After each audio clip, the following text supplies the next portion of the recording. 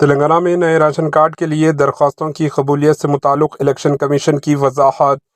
Election commission نے تلنگانہ میں نئے راشن کارڈ کے لیے درخواستوں کی وصولی کو فوری طور پر روکنے سے متعلق مختلف چیلنجز اور اخبارات نیوز کی جانب سے فراہم کی جانے والی اطلاعات کو غلط قرار دیا ہے اور واضح کیا کہ ریاست تلنگانہ میں نافذ MLC الیکشن کے ضابطۂ اخلاق کے پیش نظر الیکشن کمیشن نے ایسی کوئی ہدایت جاری نہیں کی ہے۔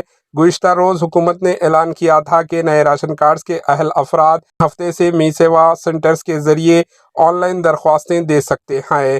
اس کے علاوہ پرانے راشن کارڈز میں خاندان یعنی فیملی ممبرز کے نئے افراد کے نام شامل کرنا اور دیگر تبدیلیوں کرنے کی بھی اجازت دینے کا فیصلہ کیا تھا۔